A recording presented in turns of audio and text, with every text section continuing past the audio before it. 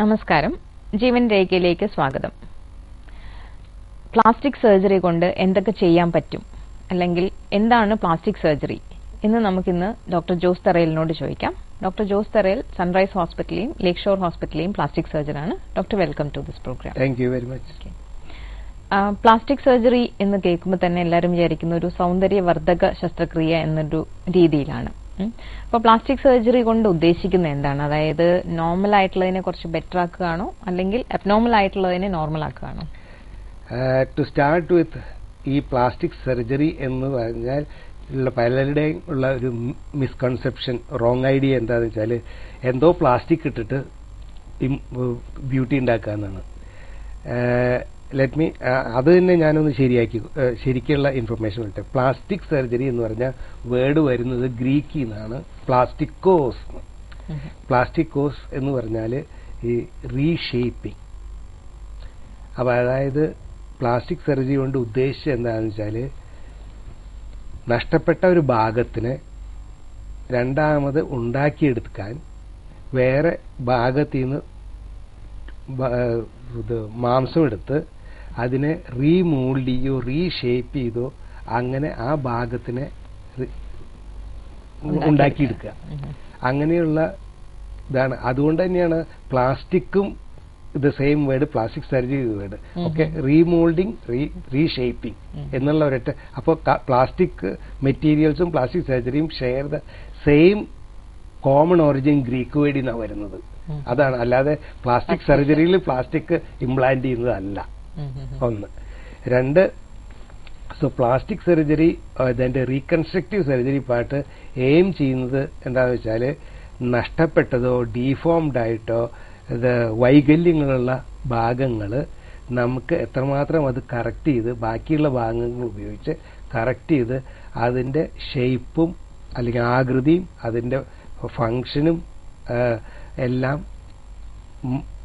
Restore ചെയ്യുക, അതായത് മടക്കി കൊണ്ടുവന്ന് എത്രമാത്രം ഇംപ്രൂവ്മെന്റ് ഉണ്ടാക്കാൻ സാധിക്കും, എത്രമാത്രം നിയർ നോർമൽ ആക്കാൻ പറ്റും, ഓർ ഓൾമോസ്റ്റ് നോർമൽ ആക്കാൻ പറ്റും, അത് ഉദ്ദേശിച്ചിട്ട് ഉണ്ടാക്കുന്ന സർജറിയാണ് പ്ലാസ്റ്റിക് സർജറി.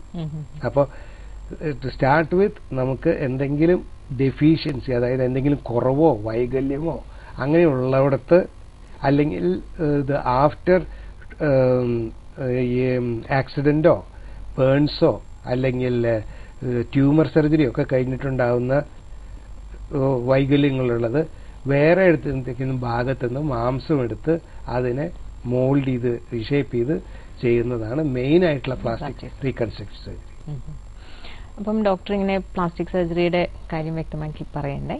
അപ്പം ഈ ചിലർക്കൊക്കെ ബേൺസ് വന്നതിന് ശേഷം വളരെ വികൃതമാകാറുണ്ട് സ്കിന്നും എല്ലാം. ഒരു അവരുടെ ഈവൻ ഫങ്ഷൻസ് പോലും, ഇപ്പൊ കൈക്കാണെങ്കിലും കൈ കൊണ്ടുള്ള പല പ്രവർത്തനങ്ങളും നടക്കാതെ. അപ്പം എന്താണ് അങ്ങനെയുള്ളവരിൽ ചെയ്യാൻ പറ്റുന്നത്? സിവിയർ ബേൺസ്, ഡീപ്പ് ബേൺസ് ആയാൽ ഒരുമാതിരി നല്ല കെയർ ഉണ്ടാക്കിയാലും അവർക്ക് കാര്യമായിട്ടുള്ള വൈകല്യങ്ങൾ എന്നാലും ഉണ്ടാവും. ഡീപ്പ് ബേൺസ്, വലിയ ഡീപ്പ് ബേൺസ് ആണെങ്കിൽ അവർക്ക് കാര്യമായിട്ടുള്ള വൈകല്യങ്ങൾ എത്ര നല്ല ട്രീറ്റ്മെന്റ് കൊടുത്താലും ഉണ്ടാവും. ആൻഡ് അവർക്ക് എന്തായാലും പിന്നീടുള്ള ഫർദർ കറക്റ്റീവ് സർജറി ആവശ്യമാണ്. തീരെ കെയർ ചെയ്യാതെ വരുന്നവർക്ക് ഭയങ്കര സീവിയർ ആയിട്ടുള്ള വൈകല്യങ്ങൾ വരും. അതായത് ചില കണ്ടീഷനിൽ കണ്ടിട്ടുണ്ട്, കൈ രണ്ടിത് ഇങ്ങനെ ഫിക്സ് ആയി പോവും.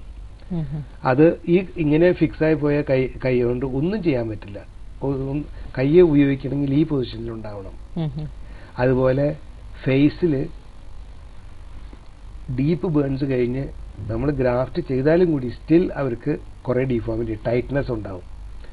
അവർക്ക് ഈ ലിപ്പ് കോൺട്രാക്ട് ചെയ്തിട്ട് ലിപ്പ് ഇങ്ങോട്ട് വരും.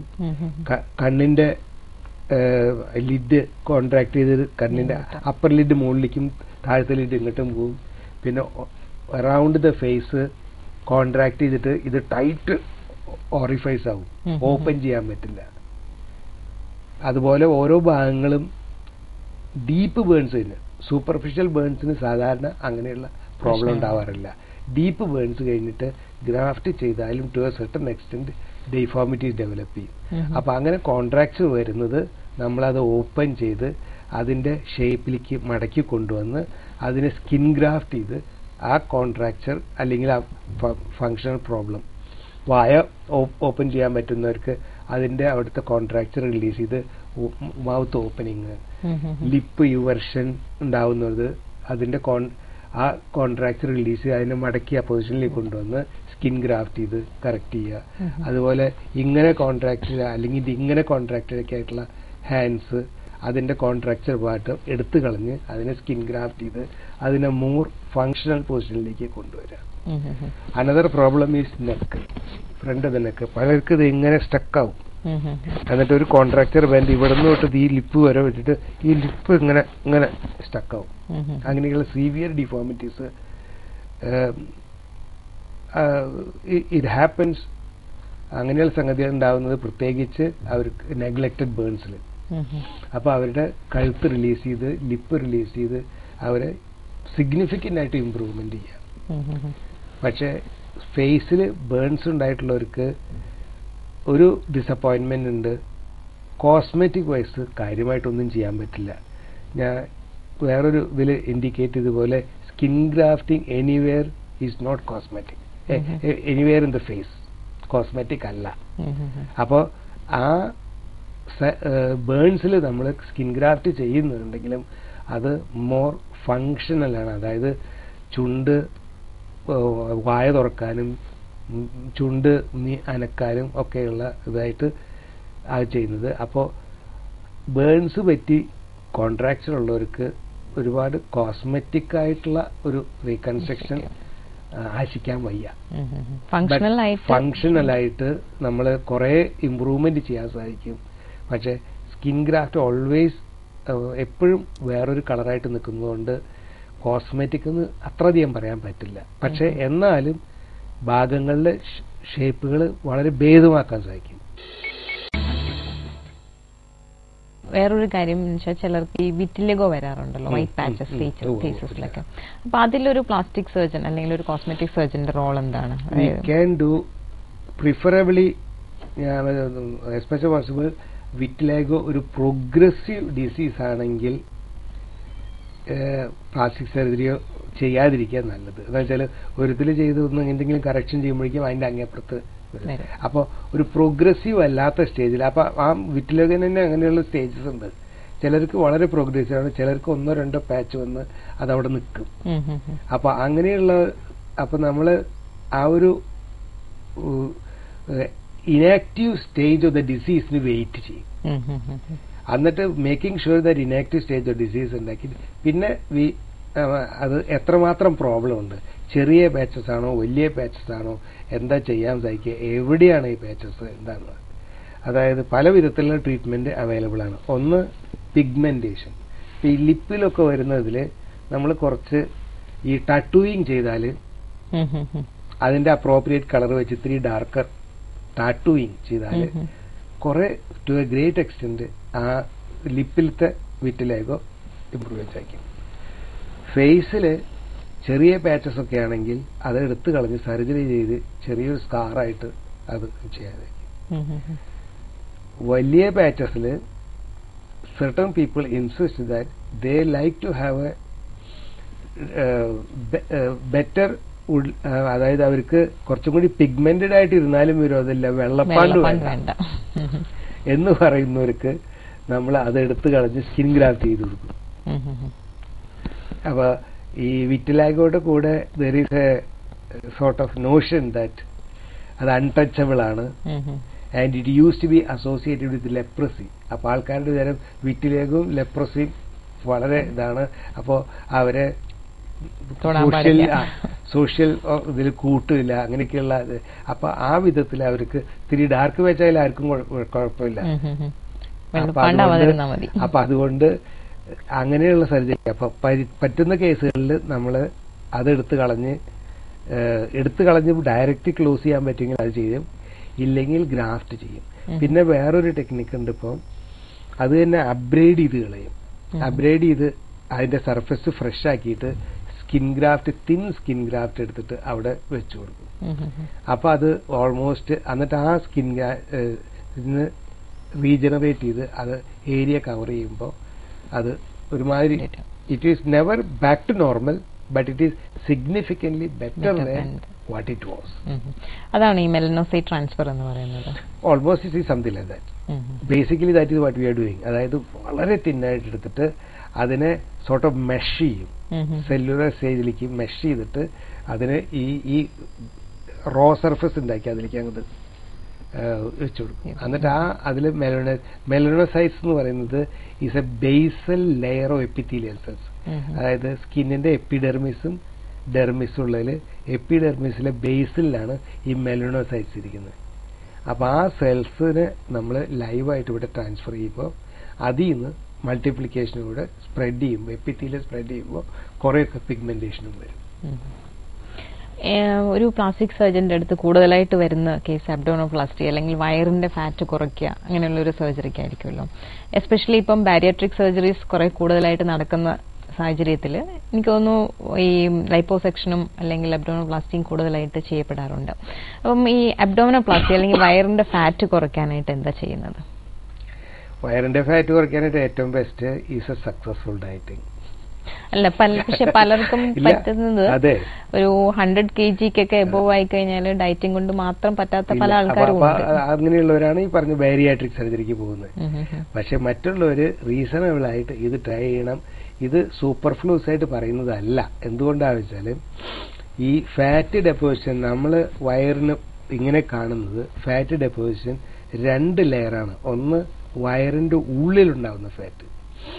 ഇതിന് കോസ്മെറ്റിക് സർജനോ പ്ലാസ്റ്റിക് സർജനോ ഒരു സർജനും തൊടാൻ പറ്റില്ല. It is too dangerous to be touched. അപ്പൊ ആ ഫാറ്റ് ഉള്ളിടത്തോളം കാലം പ്രോമിനൻസും അതിന്റെ associated problems will continue to happen. അതുകൊണ്ടാണ് ഞാൻ ഫസ്റ്റ് ഇൻഡിക്കേറ്റ് ചെയ്ത first that person should have the motivation to reduce and diet and follow it very clearly. ഇല്ലെങ്കിൽ whatever we can do to the skin and underneath, that will all fail after some time. അപ്പൊ അതുകൊണ്ട് primary thing is dieting is A determined person. അതില്ലെങ്കിൽ everything will fail. അത് കഴിഞ്ഞിട്ട് നമുക്ക് ചെയ്യാവുന്ന എന്താണെന്ന് വെച്ചാൽ 2 പ്രോബ്ലമാണ് അതിന്റെ അസോസിയേറ്റഡ് ആയിട്ട്. ഒന്ന്, ഈ ഫാറ്റോടുകൂടി സ്കിൻ തൂങ്ങി വരും, പ്രത്യേകിച്ച് ആഫ്റ്റർ പ്രഗ്നൻസി. പ്രഗ്നൻസിയിൽ വയറിന്റെ സ്കിൻ എക്സ്പാൻഡ് ചെയ്തിട്ട് ഫുള്ളി നോർമലാക്കി പോകുന്നില്ല. അപ്പോൾ ആ എക്സസ് സ്കിന്നും പിന്നെ എക്സസ് ഫാറ്റും കൂടി വരുന്നത്. അപ്പൊ അത് നമുക്ക് സിഗ്നിഫിക്കന്റ് ആയിട്ട് ലൈപ്പോസെക്ഷൻ ചെയ്ത് റെഡ്യൂസ് ചെയ്ത് ഈ അങ്ങനെയുള്ള സംഗതികളിൽ ലൈപ്പോസെക്ഷൻ മാത്രം ചെയ്ത് റെഡ്യൂസ് ചെയ്താൽ ഇതിന്റെ തൂങ്ങുന്ന സ്കിൻ കുറേം കൂടി തൂങ്ങുള്ളൂ. അതുകൊണ്ട് ഓവറോൾ ഷേപ്പിൽ ഇംപ്രൂവ്മെന്റ് ഉണ്ടാവില്ല. അപ്പോൾ കാര്യമായിട്ട് സ്കിൻ ഫോൾഡ് ഉള്ള ആൾക്കാർക്ക് liposuction alone is not the right thing. ഒരു മൈൽഡ് ടു മോഡറേറ്റ് പ്രോമിനൻസ് ഉള്ളവർക്ക് ലൈപ്പോസെക്ഷൻ ചെയ്ത് ആ സ്കിന്നിനെ പിടിച്ച് ഇങ്ങനെ ഇലാസ്റ്റിക് ഡ്രസ്സിംഗ് കൊണ്ട് പിടിച്ച് കെട്ടിക്കഴിഞ്ഞാൽ ഒരു പക്ഷെ സിഗ്നിഫിക്കന്റ് ഇംപ്രൂവ്മെന്റ് ഉണ്ടാവും. പക്ഷെ ഫോൾഡ് ഡെഫിനറ്റ് ആയിട്ട് വന്നിട്ടുള്ളവർക്ക് ലൈപ്പോസെക്ഷൻ മാത്രം കൊണ്ട് ഒരു സിഗ്നിഫിക്കന്റ് ഇംപ്രൂവ്മെന്റ് ഉദ്ദേശിച്ചുകൂടെ ഫോൾഡ് കൂടുതലായിട്ട് വരും. അവർക്ക് അബ്ഡോമിനോപ്ലാസ്റ്റി ഓർ ടമ്മി ടക്ക് എന്ന് പറയുന്ന പ്രൊസീജിയറും കൂടി ചെയ്യേണ്ടി വരും. അതായത് ഈ കൂടുതലുള്ള തൊലി എടുത്ത് കട്ട് ചെയ്ത് കളഞ്ഞ് അത് സ്യൂച്ചർ ചെയ്യണം. പിന്നെ ഇതിന്റെ കൂടെ യൂഷ്വലി അസോസിയേറ്റഡ് ഒരു സെർട്ടൻ എമൗണ്ട് ഓഫ് ഹെർണിയ ഉണ്ടാവും. അബ്ഡോമിനെ പ്രഗ്നൻസി ആയിട്ട് അസോസിയേറ്റഡ് ആയിട്ട് ഈ അബ്ഡോമിൻ എക്സ്പാൻഡ് ചെയ്തപ്പോൾ കുറച്ച് ഗ്യാപ്പുകളൊക്കെ ഉണ്ടാവും. ഇതിന്റെ സെന്റർ കുറച്ച് ലാക്സ് ആയിരിക്കും. And what we call is ഈ മസിൽ സെപ്പറേറ്റ് ചെയ്ത് ഡൈവാരിക്കേഷൻ ഓർ റെക്ടൈ എന്ന് പറയും. എന്നിട്ട് ഒരു വീക്ക് ഏരിയയിൽ കൂടെ ബവൽ ഇങ്ങനെ പുറത്തു ചാടും. അപ്പൊ ആ ഒരു പ്രോബ്ലം ഉണ്ടെങ്കിൽ അതിനെ ടൈറ്റൻ അപ്പ് ചെയ്ത് ആ ഹെർണിയയുടെ കറക്ഷൻ ചെയ്യണം. പിന്നെ എക്സസ് ഫാറ്റ് ഉള്ളത് റിമൂവ് ചെയ്യണം, എക്സസ് സ്കിന്നുള്ളത് കട്ട് ചെയ്ത് ചെറുതാക്കണം. ഇങ്ങനെ ഒരു കമ്പൈൻഡ് പ്രൊസീജിയറാണ് ശരിക്ക് ഇത് കോമൺലി ഈ middle aged women after finishing there family പലരും ആവശ്യപ്പെട്ടു വരുന്നത്. ലൈപ്പോസെക്ഷന് കുറച്ച് കോംപ്ലിക്കേഷൻസ് ഉണ്ട്, അല്ലെങ്കിൽ ഇൻഫെക്ഷന് സാധ്യത കൂടുതലാണ്, അല്ലെങ്കിൽ എയർ എംബോളിസം അങ്ങനത്തെ ഫാറ്റ് എംബോളിസം അങ്ങനത്തെ പ്രോബ്ലംസ് ഒക്കെ ഇതിൽ എത്രത്തോളം വാസ്തവമുണ്ട്? It is very rare. അതായത് എയറോപ്ലെയിനിൽ ആക്സിഡന്റ് ഉണ്ടാവുന്നത് പോലെയാണ് അത്. അതായത് so rare that it happens. Liposuction is a fairly safe പ്രൊസീജിയറാണ്. if it is properly done. അതായത് ഇൻഫെക്ഷൻ ഒക്കെ ഇല്ലാതെ very rarely it will get infected. അപ്പോൾ properly done the procedure and its complications very rare ആണ്. Complication ഇല്ലാതെ ഒരു പ്രൊസീജിയറും ഇല്ല. I agri. But very rarely these sort of complications happen. It is so commonly done. If a liposuction is done by plastic surgeon, general surgeon, dermatology surgeon, and so on. So many people are doing it. So many liposuctions are being done because it's a very simple and easier procedure, and the machines are available, and therefore, and so common a problem. അപ്പോൾ liposuction ചെയ്തിട്ട് വയറ് മാത്രമല്ല, ഇവിടെയുള്ള fold ഉണ്ടാവും, ബാക്കിലെ fold ഉണ്ടാവും, loins ഇങ്ങനെ വരും, പിന്നെ വലിയ വലിയ ബട്ടക്സ് ഉണ്ടാവും. അപ്പോൾ ഇതെല്ലാം ചിലർ ഇത് ലൈപ്പോസെക്ഷൻ ചെയ്ത് ഇതെല്ലാം റീഷേപ്പ് ചെയ്യാനായിട്ട് ആവശ്യപ്പെടും. So what nowadays is practiced is a lipoplasty. We rather than a uncontrolled liposuction, what we call ഇപ്പൊ ചെയ്യുന്നത് ലൈപ്പോപ്ലാസ്റ്റി എന്ന് പറയും. അതായത് ആദ്യം ആ വേണ്ട ഷേപ്പും ആ പേഷ്യന്റിന് വേണ്ട ഷേപ്പ് അനുസരിച്ച് നമ്മൾ പ്ലാൻ ചെയ്ത് അതിനെ മാർക്ക് ചെയ്ത് എത്രമാത്രം റിമൂവ് ചെയ്യണമെന്ന് നോക്കി, എന്നിട്ട് ആ ഭാഗങ്ങളിൽ അത്രമാത്രം റിമൂവ് ചെയ്ത്. ഈ അബ്ഡോമിനോപ്ലാസ്റ്റിയിൽ പലപ്പോഴും ചെയ്ത് കഴിയുമ്പോൾ ഒരു സ്കാറ് കാണാറുണ്ട്. എസ്പെഷ്യലി ഫെയർ ലേഡീസിലാണെങ്കിൽ കറക്ഷൻ കഴിയുമ്പോൾ ആ ഒരു സ്കാറ് മാത്രം കുറച്ചൊരു പ്രോമിനന്റ് ആയിട്ട് കാണാറുണ്ട്. അപ്പോൾ അത് ഓരോ പേഷ്യന്റിന്റെ വ്യത്യാസമാണോ അതോ? ഇന്ത്യൻ സർക്കംസ്റ്റൻസിൽ the scar should be within the bikini line. So പുറത്തേക്ക് കാണുന്ന ഒരു സ്ഥലത്തല്ല സ്കാർ ഉണ്ടാവുന്നത്. സാധാരണ the usual thing in Indian women is they only expose the umbilicus. അവിടെ സ്കാർ ഉണ്ടാവില്ല. So the scar is always within the knicker or within the bikini line. So that is one thing we make sure. പിന്നെ scar സ്വല്പം pigmented ആവോ സ്വല്പം തിക്കാവോ ഇല്ലയോ, സാധാരണ it is done in such a way in the lower abdomen that സാധാരണ it's not a common problem. ഈ അബ്ഡമനിൽ ഇങ്ങനെ വെർട്ടിക്കലായിട്ടുള്ള സ്കാറാണ് കൂടുതൽ സ്കാർ പ്രോബ്ലം ഉണ്ടാക്കുന്നത്. Horizontal scar very rarely creates a problem. പിന്നെ ബോഡി അനുസരിച്ച് കുറച്ചൊക്കെ വ്യത്യാസം ഉണ്ടാവും. പിന്നെ സ്കാർ കുറച്ച് വലുതാവൊക്കെ ആണെങ്കിൽ we try to control it by giving steroid injections. ചില പേഷ്യൻസ് സിസേറിയൻ കഴിഞ്ഞ് കീലോയിഡ് ഫോം ചെയ്ത് അതെടുത്ത് തരാമോ എന്ന് ചോദിച്ച് വരാറുണ്ട്. അപ്പൊ അങ്ങനെയുള്ളവർക്ക് എന്താണ് ചെയ്യുന്നത്? സിസേറിയൻ കഴിഞ്ഞ് സാധാരണ കീലോയിഡ് അല്ല, it is a hypertrophic scar ആണ്. It is usually associated with some problem in the wound healing. അത് യൂഷ്വലി കറക്റ്റ് ചെയ്തിട്ട് ആ സ്കാർ ലൈൻ ഇങ്ങനെ ട്രാൻസ്വേഴ്സ് ആയിട്ട് ഇട്ട് കൊടുത്താൽ യൂഷ്വലി അങ്ങനെയുള്ള hypertrophic scar can be corrected with a scar revision. Vertical സ്കാറിന് that will be more difficult. അതുകൊണ്ട് ഹൊറിസോണ്ടൽ സ്കാർ ഈസ് പ്രിഫേർഡ്. അത് സ്കാർ ഹൈപ്പർട്രോഫി ഡ്യൂ ടു ഇൻഫെക്ഷനോ അല്ലെങ്കിൽ എന്തെങ്കിലും വുണ്ട് കോംപ്ലിക്കേഷൻ ആയിട്ട് അസോസിയേറ്റഡ് ആയിട്ടാണ് സ്കാർ ഹൈപ്പർട്രോഫി വരാറ്. ആ സ്കാർ ഹൈപ്പർട്രോഫി പിന്നീട് റിവിഷൻ ചെയ്താൽ സാധാരണ ഉണ്ടാവാറില്ല. കീലോയിഡ് അങ്ങനെയല്ല. കീലോയിഡിൽ സ്കാർ ഒരിക്കൽ തൊട്ട് കഴിഞ്ഞാൽ കുറച്ചും കൂടി കീലോയിഡ് വലുതാവുള്ളൂ. But usually keloid doesn't happen in our Asian skin in the abdomen. It happens on the shoulder, it happens in the pre-sternal region. അവിടെയൊക്കെ കീലോയിഡ് കോമൺ ആയിട്ടുണ്ടാവും. സെയിം പേഴ്സണിൽ every scar does not develop keloid. Keloid certain areal specific ആയിട്ട് develop ചെയ്യുന്നത്. ഈ bariatric surgery ചെയ്ത patients ഒരു 3-4 months കഴിഞ്ഞ് wait കുറഞ്ഞതിന് ശേഷം അവരുടെ കൈയൊക്കെ ഇങ്ങനെ സ്കിന്ന് ഭയങ്കര റിലാക്സ് ആയിട്ട് തൂങ്ങിക്കിടക്കുന്നതാണ്. അപ്പൊ അങ്ങനെയുള്ള പേഷ്യൻസിൽ പിന്നീട് അവർക്ക് പ്ലാസ്റ്റിക് സർജറി അല്ലെങ്കിൽ ഇത് ചെയ്യേണ്ടി വരാറുണ്ട്. അവർക്ക് പലതും ഉണ്ടാവും, പല പ്രോബ്ലംസും ഉണ്ടാവും. ബാരിയാട്രിക് സർജറി വരുന്നവരുടെ ഈ ആംസ് എല്ലാം തൂങ്ങിക്കിടക്കും, ബ്രസ്റ്റ് തൂങ്ങിക്കിടക്കും, അബ്ഡമൻ തൂങ്ങിക്കിടക്കും. അബ്ഡമൻ മാത്രമല്ല, ഓൾ ഓവർ ബട്ടക്സ് തൂങ്ങിക്കിടക്കും, എല്ലാ സ്കിന്നും തൂങ്ങിക്കിടക്കും.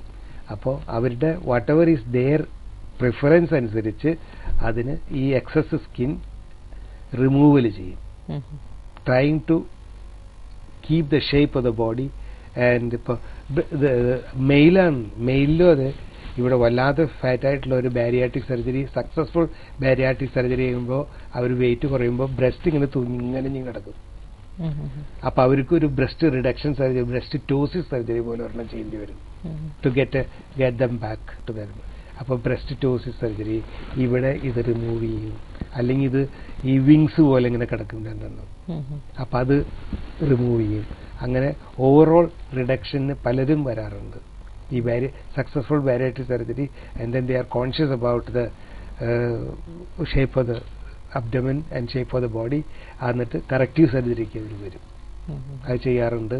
അത് ബട്ട് അത്ര സീവിയർ ആയിട്ട് 130-140 kg ഒക്കെ ഉണ്ടായിരുന്ന ഒരു 60-70 kgയിലേക്ക് വരുമ്പോൾ ഒരുപാട് ഭാഗത്ത് സ്കിൻ തൂങ്ങും. അപ്പൊ ബട്ടക്സ് കറക്റ്റ് ചെയ്യണം, തൈ കറക്റ്റ് ചെയ്യണം, അബ്ഡമൻ കറക്റ്റ് ചെയ്യണം, എക്സ്റ്റെൻസീവ് കറക്ഷൻ ആയിട്ട് വരും. അത് സ്റ്റേജസ് ആയിട്ട് ചെയ്തു കൊടുക്കും.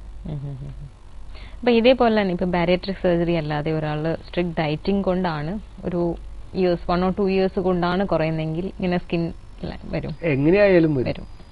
സ്കിൻ ഒരിക്കൽ എക്സ്പാൻഡ് ചെയ്ത സ്കിൻ അത് സിഗ്നിഫിക്കന്റ് ആയിട്ട് കുറഞ്ഞിട്ടുള്ള ഒരു വളരെ സക്സസ്ഫുൾ ആയിട്ട് ഡയറ്റ് ചെയ്തിട്ടുള്ള 2-3 പേഷ്യൻസിനെ വെറുതെ ഡയറ്റിംഗ് കൊണ്ട് മാത്രം ചെയ്തിട്ടുള്ള ഒരു മെയിൽ പേഷ്യൻസിന് ഞാൻ ചെയ്തു കൊടുക്കുന്നുണ്ട്. അതായത് അവർ വെരി സക്സസ്ഫുൾ ഡയറ്റിംഗ് ചെയ്ത് ഫ്രം എ 130-140 kg 60-70 kgയിലേക്ക് കൊണ്ടിപ്പോൾ ഭയങ്കരമായിട്ട് എല്ലായിടത്തും തൂങ്ങും. എന്നിട്ട് വൺസ് എക്സ്പാൻഷൻ ഉണ്ടായിട്ടുണ്ടെങ്കിൽ, റിഡക്ഷൻ ഉണ്ടെങ്കിൽ സ്കിന്ന് തൂങ്ങും. അപ്പൊ അവരെ റീഷേപ്പ് ചെയ്യണം. അപ്പൊ അത് പല സ്റ്റേജസ് ആയിട്ട് അത് ചെയ്തു കൊടുത്തിട്ടുണ്ട് അവർക്ക്. അപ്പം പ്ലാസ്റ്റിക് സർജറിനെ പറ്റിയും അതുപോലെ തന്നെ പല തരത്തിലുള്ള റീകൺസ്ട്രക്റ്റീവ് ആൻഡ് റീഷേപ്പിംഗ് സർജറീസിനെ പറ്റി പറഞ്ഞതിന് വളരെ നന്ദിയുണ്ട്. അപ്പോൾ ഇത്രയും നേരം ജീവൻ രേഖയുടെ കൂടെ ടൈം സ്പെൻഡ് ചെയ്തതിന് thank you so much. And thank you, Jeevan, for giving me an opportunity to share